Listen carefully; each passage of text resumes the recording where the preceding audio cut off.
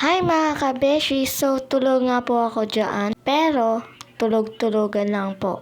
Nilagay ko lang yung cellphone at nagtulog-tulogan. Tapos tumayo na nga po ako at tinali ko yung buhok ko. Wala nang suklay-suklay. Tinali ko muna guys para magsimula na ako maghilamos. Pagkatapos ko nga pong itali, pahawak-hawak pa ako sa mukha ko.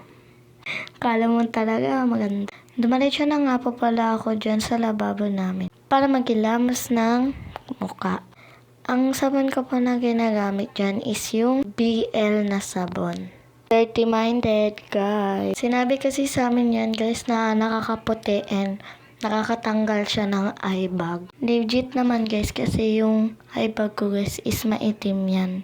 Is wala na tsaka pumuti na yung mukha ko, katawan ko. Laki yan guys. Kinuha ko lang yan yung kalahati doon sa buo.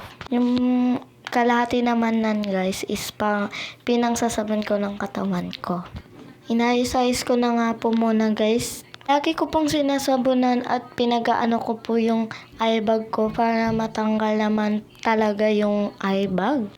Puyat pa morte naman kayong gagawin na important. Kasi ako madami guys mga gawain aral. So naghilamos na nga ako at tinanggal ko na po yung sabon. Tingin-tingin pa nga ako dyan sa video kasi akala na hindi nakaka-video. Kumuha na nga pala ako ng towel at pinunas sa aking mukha. Pinunas-punas ko lang dyan guys kung saan yung basa. At binalik ko na nga po yan guys. Ang tagal ko bumalik.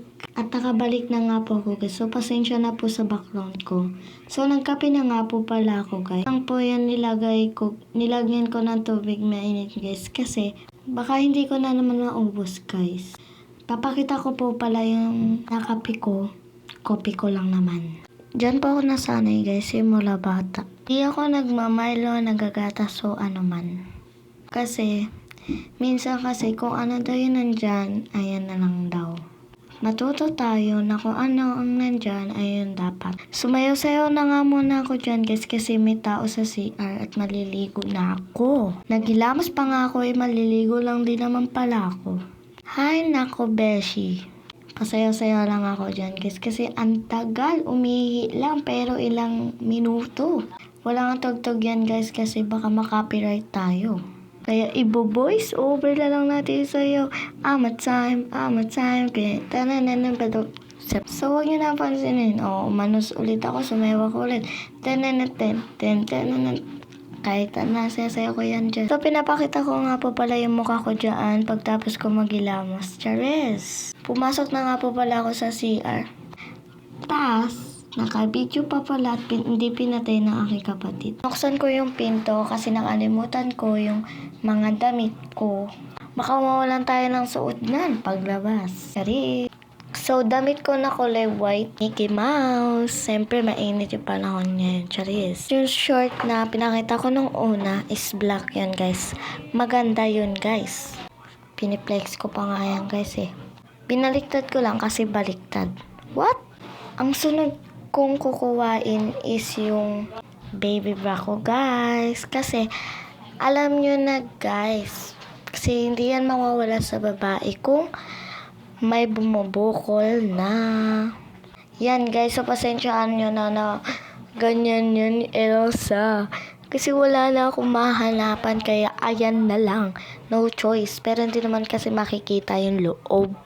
Yan, pinakita ko pa nga sa inyo eh. Pasayaw-sayaw pa ako ng pa-tiktok dyan, tuloy nahulog.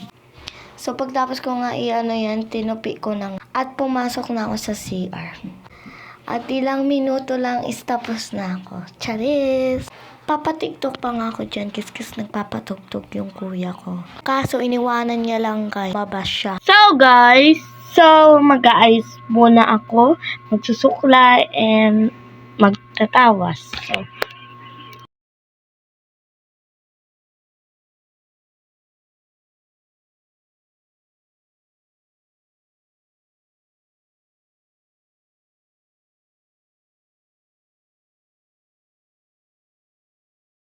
nagsuklay na nga ako dyan guys na mabilisan. Pero kita-kita nyo naman na hindi ako mabilis, 'di ba?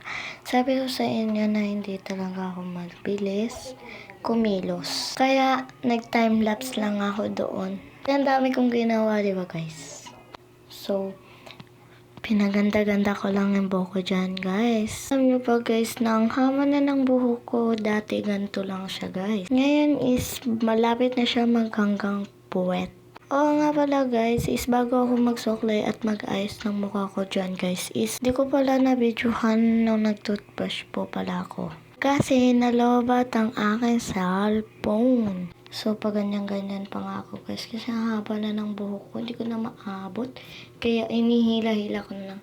Ayan, guys. O, diba? Malapit na magpuwet. So, yun. Paganda mo na yung ate mo, girl. Mga kabeshi.